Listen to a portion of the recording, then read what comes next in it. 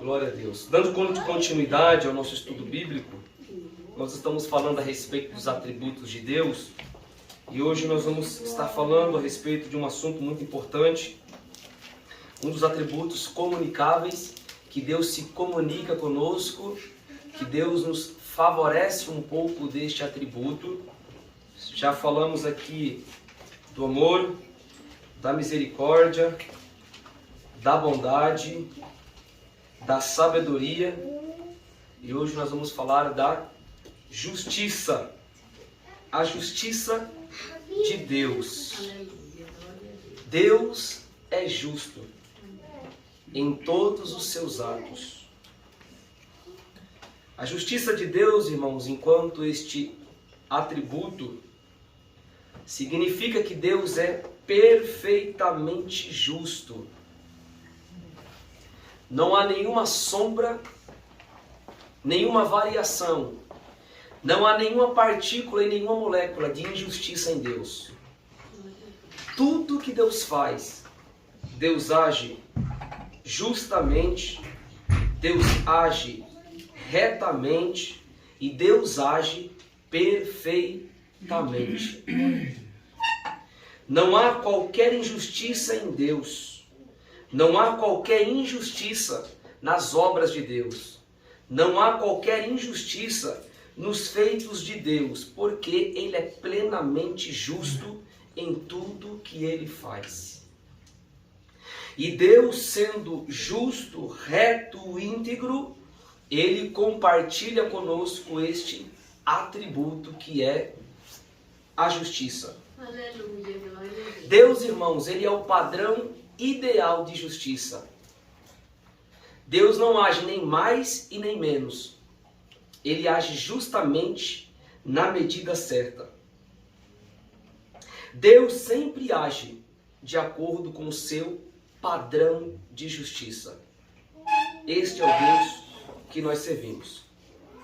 Mas quero ainda mais dizer para os irmãos e agregar que a justiça é tudo aquilo, veja bem, que está em conformidade com o que é correto, com o que é reto. Isto é a justiça.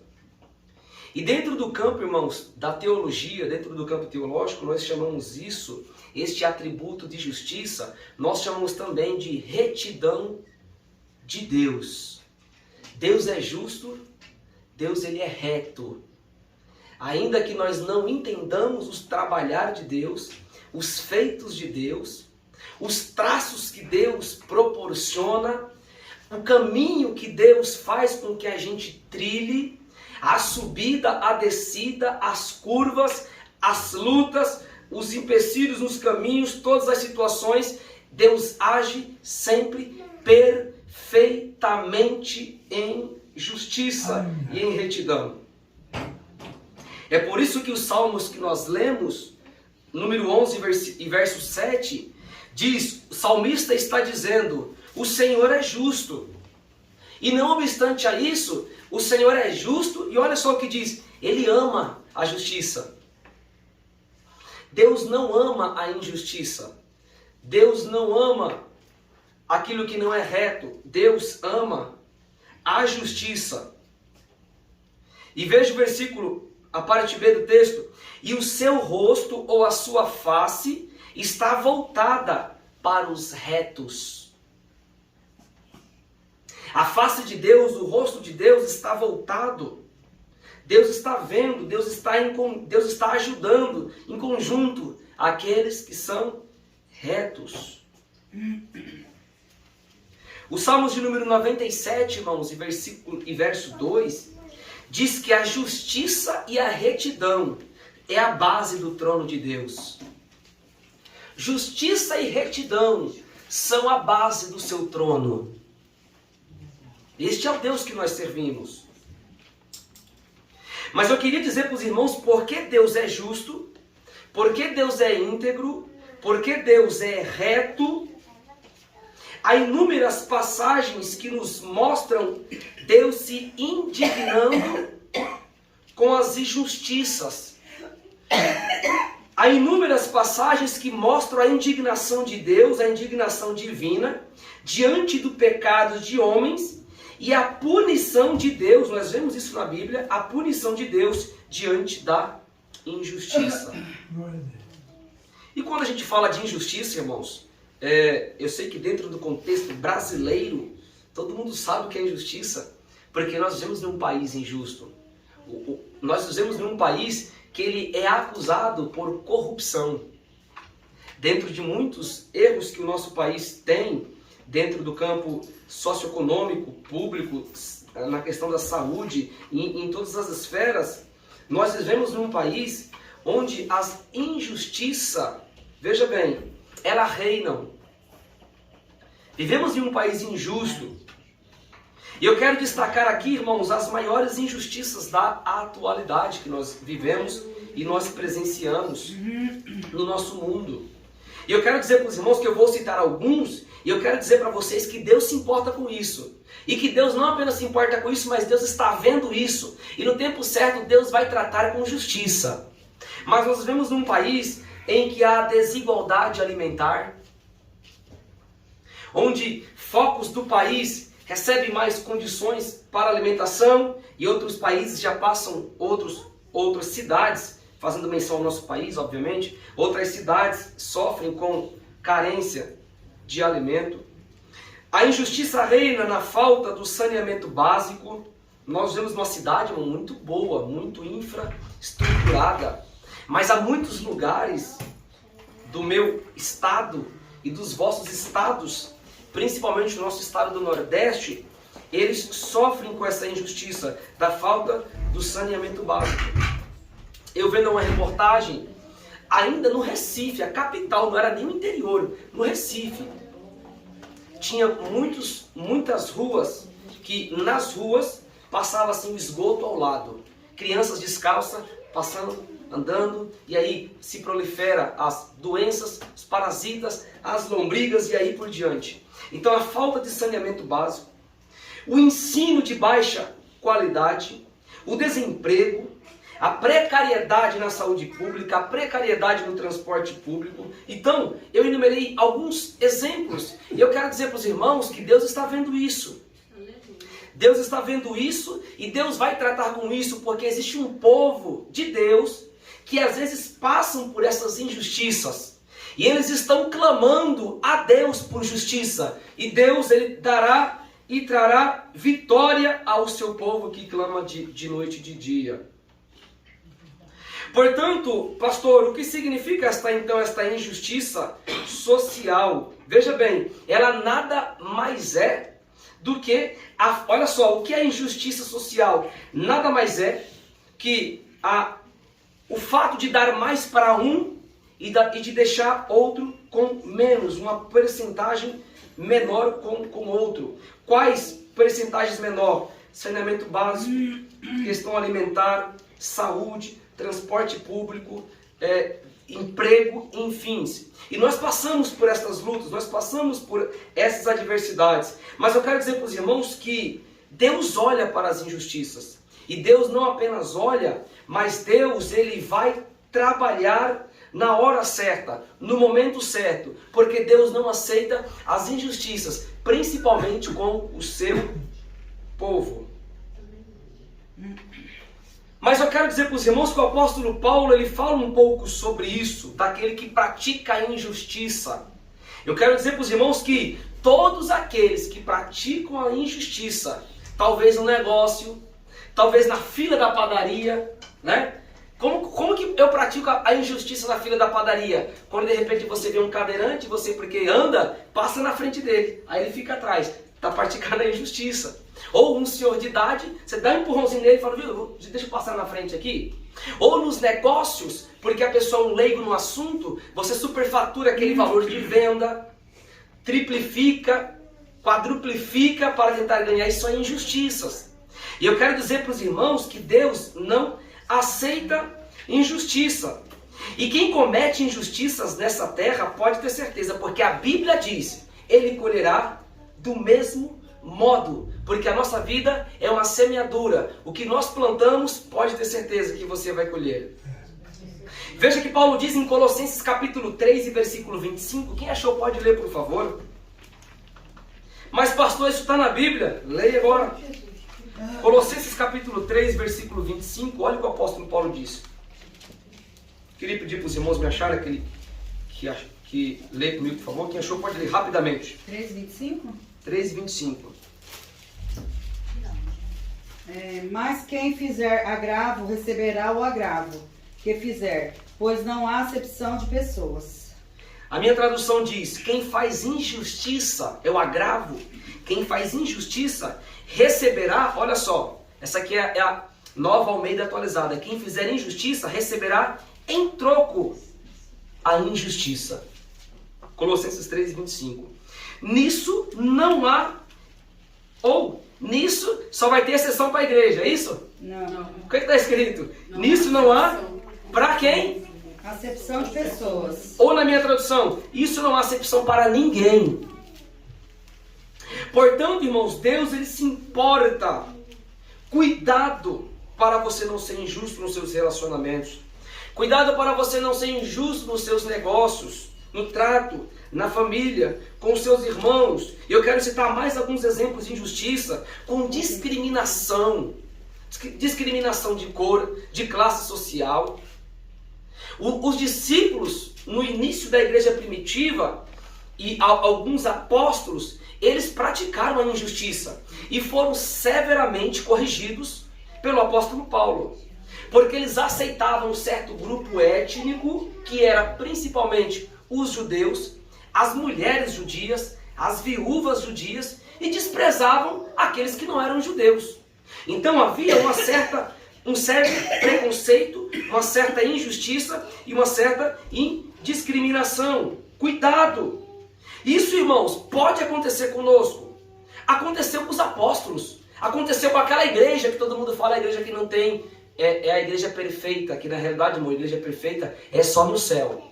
Ao longo de toda a história da Bíblia, a igreja, ela sempre caminha para a perfeição, mas a perfeição plena, nós só chegaremos lá no céu. Então, a discriminação, a desigualdade, como eu ajo com desigualdade? Quando eu, por exemplo, trato um irmão que ele tem uma condição financeira melhor, eu trato ele melhor. E aquele que tem uma condição financeira um pouco mais baixa, nós tratamos inferiormente. Isso está errado, é injustiça.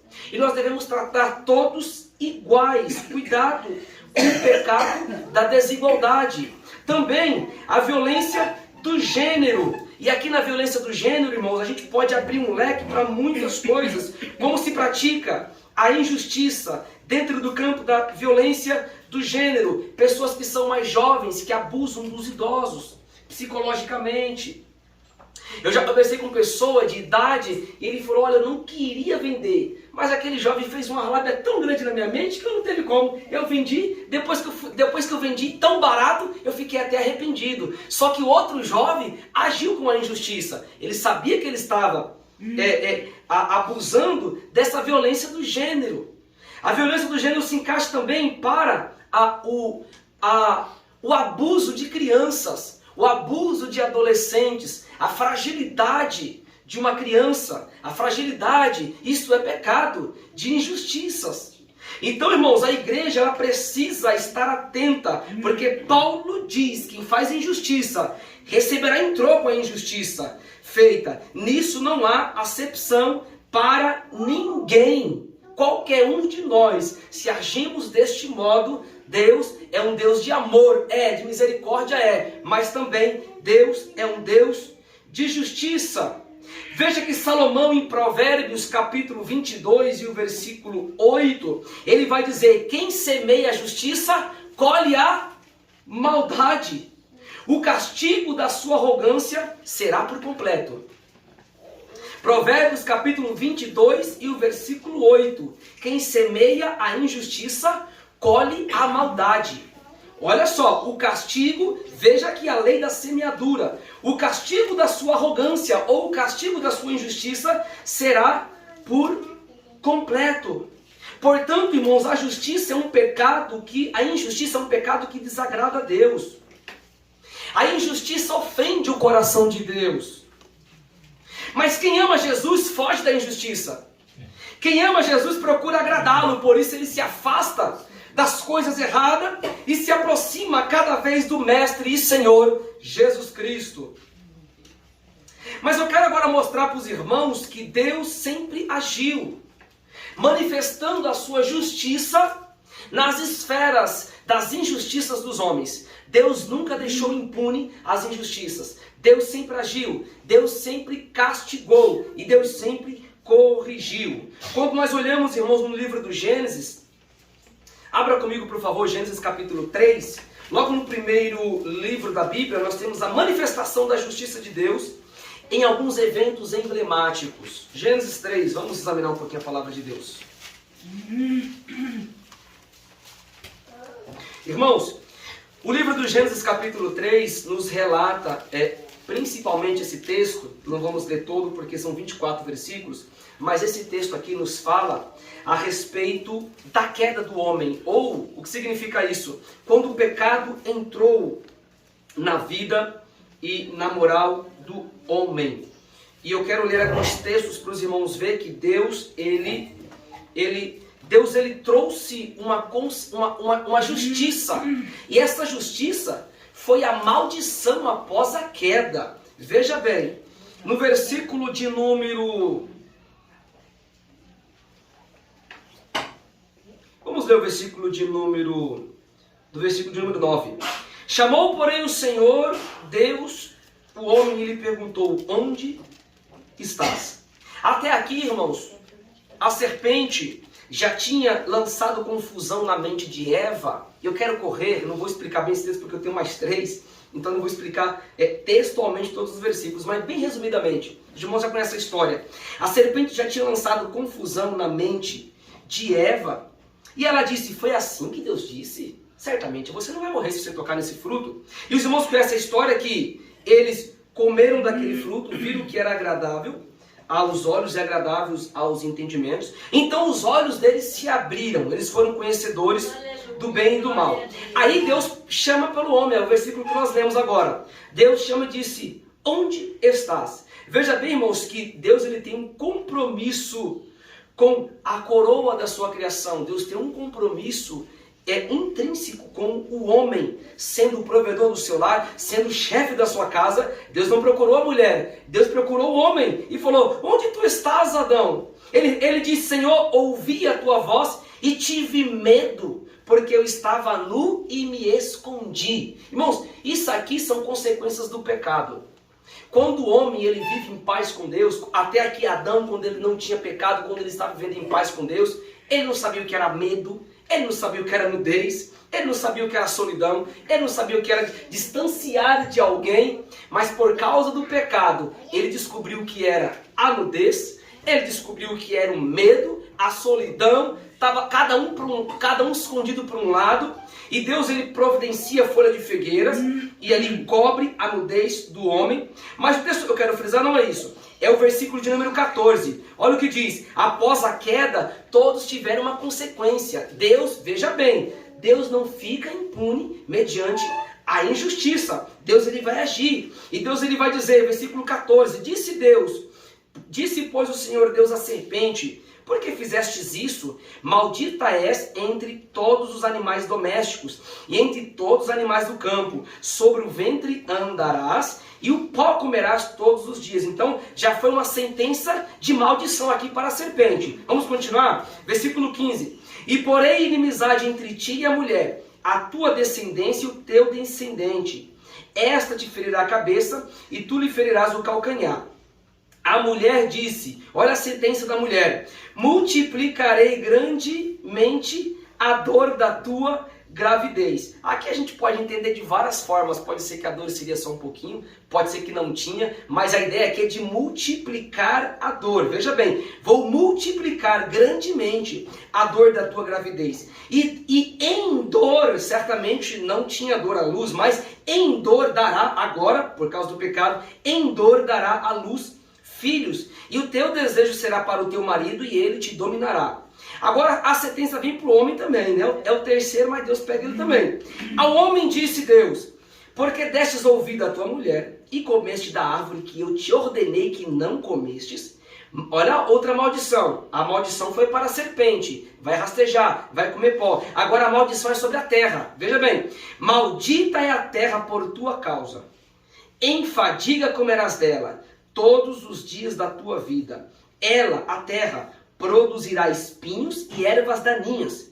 E tu comerás das plantas do campo. Como que Adão vai comer? Vai cair livremente? Ele vai ter que regar ou não? Deus vai falar aqui no versículo 19. Do suor do teu rosto comerá do teu pão. Então agora, Adão, você vai ter que plantar o pé de manga. Você vai colher. É do suor do teu rosto. Você vai ter que ir de manhã, vai ter que ir de tarde, vai ter que colocar água, vai colocar adubo. Você vai fazer o que for. Você vai tirar, vai subir no pé, vai tirar, vai cortar a manga. Você vai suar para poder comer. Agora do suor do teu rosto você vai ganhar o teu pão. Então veja bem, irmãos, que Deus não ficou imune a um pecado, a uma injustiça.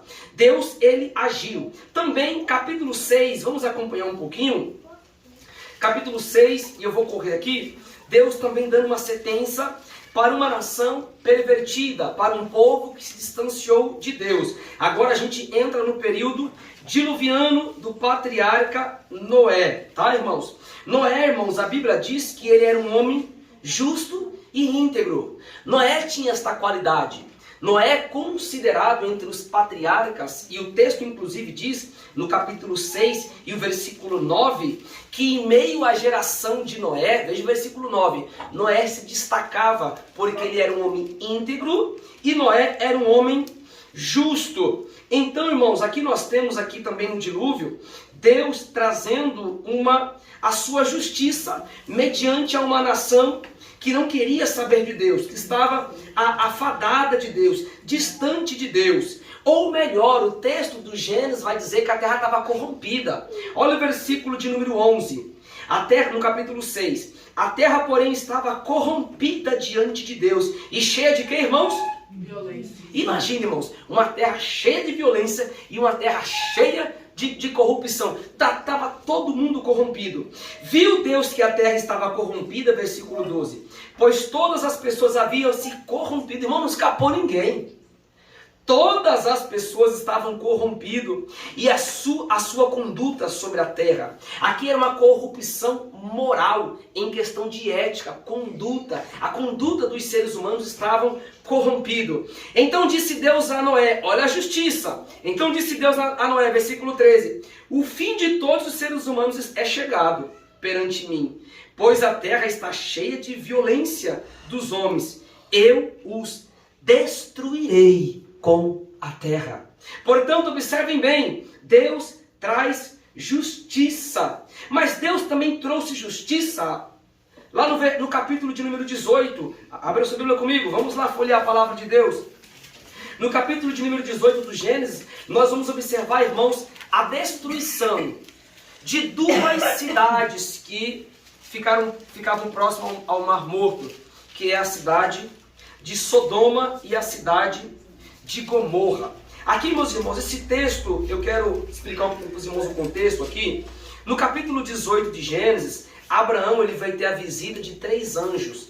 Esses 3 anjos vão ir até Abraão. Abraão trata eles com muito carinho. Versículo 3, 4 e 5 fala isso. Abraão dá água para ele, lava os pés daqueles homens e pede para eles estarem com ele debaixo de uma árvore. Abraão traz um bocado de pão para que eles possam refazer as forças e depois eles vão passar adiante e fazer o trabalho, o propósito que Deus tinha dado para eles fazerem. O trabalho que aqueles anjos foram fazer especificamente foi dizer para Abraão que ele teria um filho. Mas Sara, irmãos, Sara estava atrás da tenda e Sara não estava vendo o que estava acontecendo, mas ela estava ouvindo tudo. E Sara era avançada em idades. Mas ali aqueles anjos trouxeram aquela promessa e falou que Sara teria um filho. Mas como ela viu que ela já era avançada de idade, que seu esposo era avançado em idade, o versículo 12 vai nos informar, acompanhe comigo na Bíblia, que ela riu. Olha o que ela disse. Assim riu Sara consigo, dizendo: terei eu prazer, depois de haver envelhecido, sendo também o meu senhor, ou olha como ela chamava o seu marido, o meu senhor já velho. Disse o Senhor, versículo 13, a Abraão, porque riu Sara, dizendo: é verdade que darei a luz sendo velha? Versículo 14. Mas espera aí. Há acaso coisa alguma demasiadamente difícil para o Senhor? Lerei novamente. Há acaso alguma coisa demasiadamente difícil para o Senhor? Ao tempo determinado, daqui a 1 ano, tornarei a ti e Sara terá um filho. Deus deu a promessa. Sara se viu na sua situação física. Sara foi uma mulher racional naquele momento. Não tem como. Ela deu aquele riso irônico, mas ela olhando para si falou, não tem como. Olha a minha idade. Olha a idade do meu Senhor. Ele é já avançado em idade. Mas Deus falou, mas espera aí. É eu que estou falando. Sou eu que estou prometendo. Quando eu falo, quando eu quero fazer, há algo demasiadamente difícil. Quando Deus quer operar, não há nada. Daqui 1 ano, espere que vocês vão ver. Sara vai ter um filho. Esses anjos, esses homens, esses mensageiros, eles foram agora fazer um outro trabalho. A terra, irmãos, agora no versículo, capítulo 18 ainda, dos versículos 17 até 32, nós vamos ter aqui o anúncio desta cidade. Não vou ler todos os textos por causa do horário, irmãos, mas eu quero fazer uma introdução e dizer para os irmãos que Deus, através daqueles anjos, Deus prometeu que iria destruir aquela terra.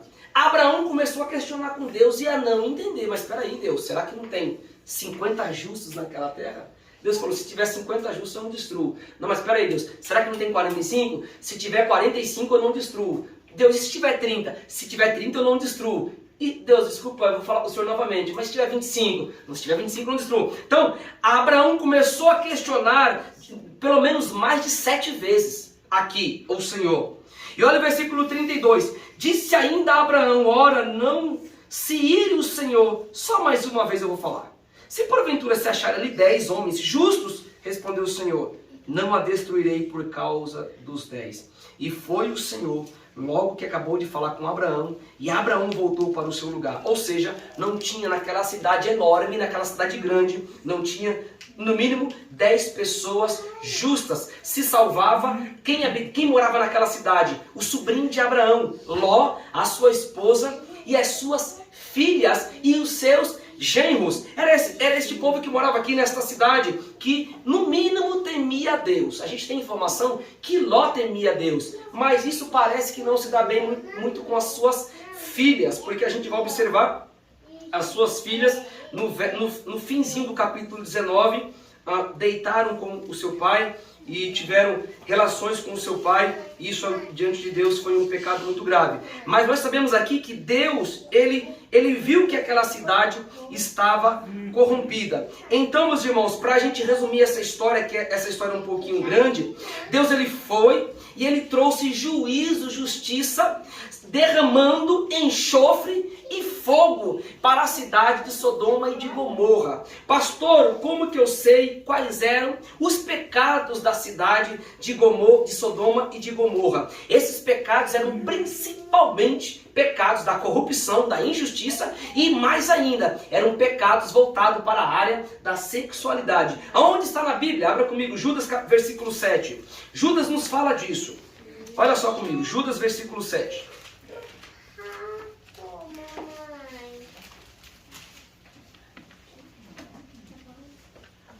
Judas está antes do Apocalipse.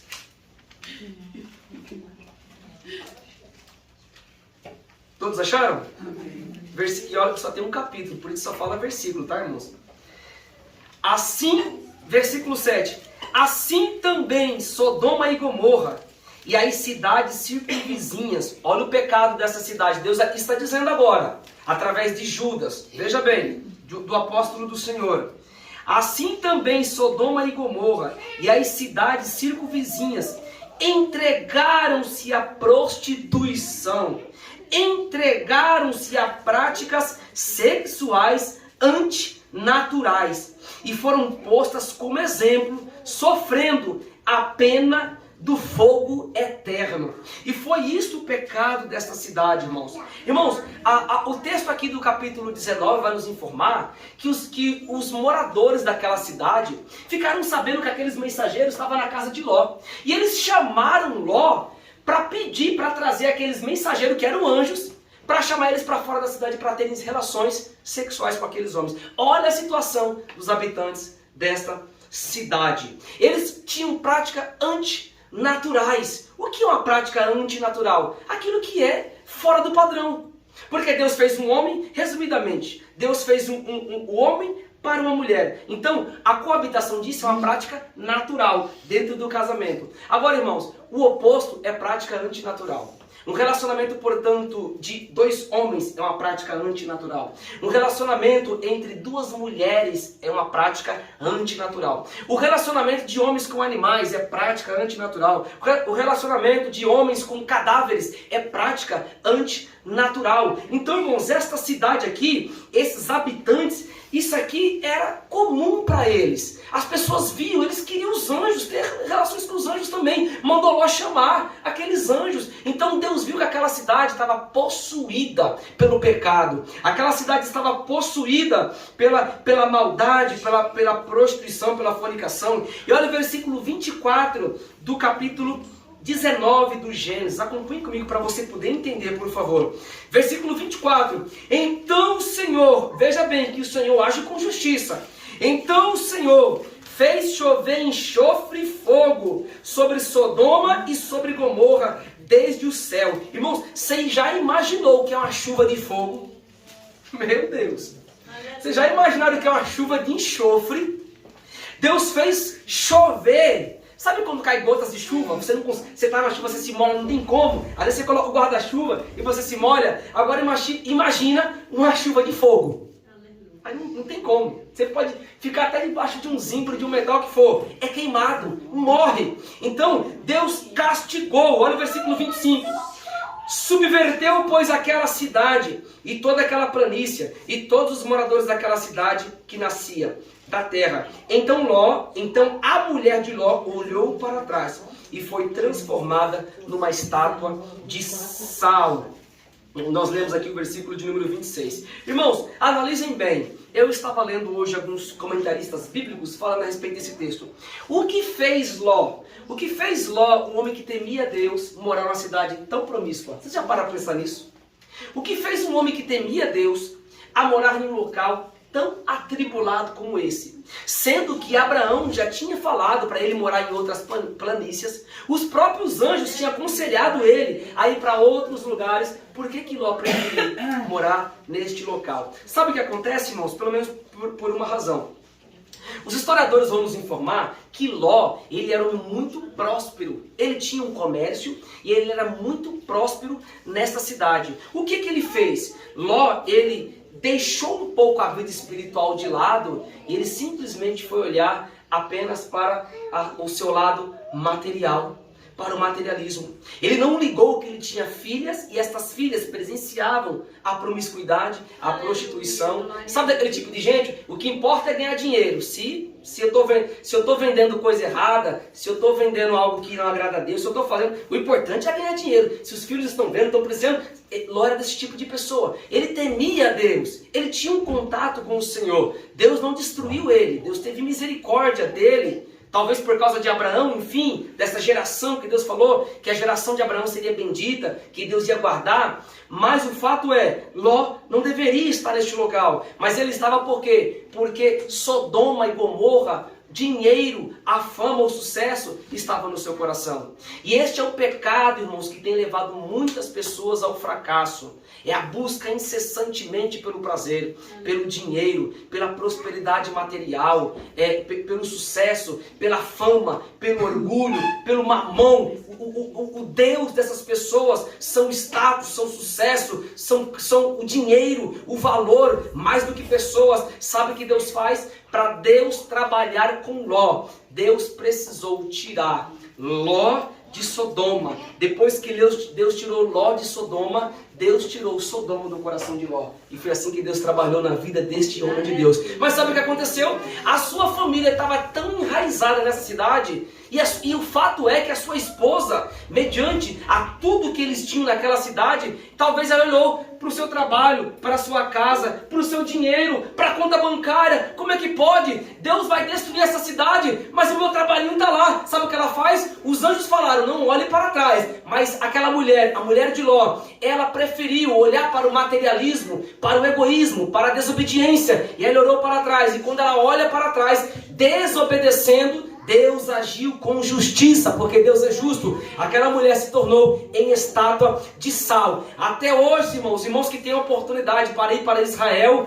está lá parte, eu nunca tive a oportunidade de ir, mas está lá os monumentos, os guias turísticos falam, olha, é mais ou menos aqui nessa direção, próximo ao Mar Morto, de prova. Por quê? Porque com Deus ninguém se brinca, Deus é justo em todas as suas maneiras. Portanto, irmãos, findando esse estudo bíblico, Deus é justo e Ele compartilha conosco da sua justiça. Seja justo, seja reto nos seus relacionamentos, seja reto nos seus negócios, seja reto nas suas condutas. Não tente trapacear seu irmão com negócio, com palavra, com mentira, com engano, não. Deus não se agrada, Ele coíbe, Ele corrige. Vocês viram que o apóstolo Paulo está dizendo, se vocês forem injustos, vocês vão colher a injustiça do mesmo modo, porque Deus não faz acepção de pessoas. Pode ser quem for. Portanto, peça para Deus. Fala, Deus me ensina a ser justo. Deus me dá retidão nas minhas ações. Deus me dá retidão nas minhas palavras. Deus me dá retidão no meu comportamento. Deus me dá retidão na minha conduta de ser, de falar com os meus amigos, no meu trabalho, na escola, na igreja, seja onde for. Deus dá, porque com Ele mora a justiça. Aleluia! Clame a Jesus. Jesus é a nossa justiça, Jesus é a nossa vitória. Eu finalizo lendo 1 Coríntios capítulo 1, versículo 30, com toda a igreja. Grande Deus, glórias a Deus. 1 Coríntios capítulo 1, versículo 30. E eu vou ler, os irmãos acompanhem comigo, porque a nossa tradução é diferente.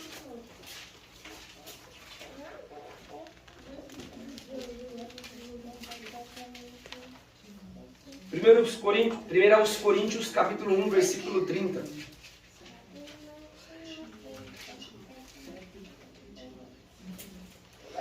Diz assim: quanto a vós, porém sois dele, em Jesus Cristo, o qual para nós foi feito por Deus sabedoria e justiça e santificação e redenção. Lerei mais uma vez: quanto a vós, porém sois dele, em Jesus Cristo, o qual para nós foi feito por Deus sabedoria e justiça e santificação e redenção, para que, como está escrito, aquele que se glorie, glorie-se no Senhor.